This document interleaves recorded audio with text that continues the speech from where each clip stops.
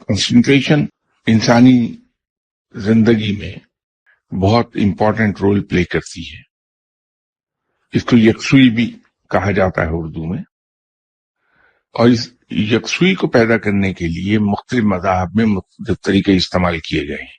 بدھ مت میں یہ بھکشو مختلف طریقے استعمال کرتے ہیں.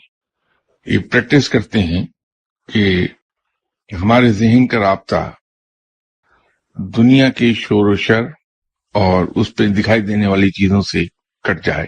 سے پہلے یہ لوگ یوگا کے ذریعے سے اپنی مختلف صلاحیتوں کو جلا بخش دیتے ہیں. ہندوازم میں بھی اس کی ایک بہت بڑی اہمیت ہے. سادھو لوگ بھی مختلف قسم کی پریکٹس کرتے ہیں، اپنے آپ کو اذیت دیتے ہیں اور اسے برداشت کرنا سیکھتے ہیں، حتیٰ کہ وہ اذیتیں، جسمانی اذیتیں ان کے لیے روٹین بن جاتی ہیں اور تکالیف ان کے کنسنٹریشن کو ختم نہیں کر پاتی، انہیں ڈسٹریکٹ نہیں کر پاتی. اسلام میں اپنے جسم کو اذیت دینا منع ہے.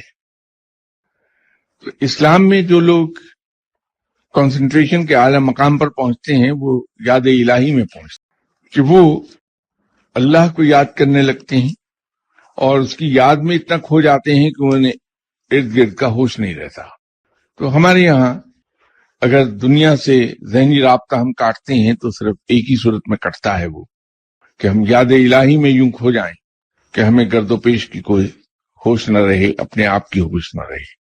جو ہمارے یہاں 4 سلسلے معروف ہیں روحانیت کے، اس میں کچھ لوگ ایسے ہیں جو شروع میں تو بند کمرے میں عبادت کرتے ہیں سناٹے میں، پھر آہستہ آہستہ وہ جان بوجھ کے لوگوں کے درمیان بیٹھ کے ذکر الہی کرنے لگتے ہیں، اور اس کے بعد وہ لوگوں سے کہتے ہیں کہ جب میں نماز پڑھ رہا ہوں اور جب تسبیحاں کر رہا ہوں تو میرے ارد گرد سب مل کے خوب شور مچانا.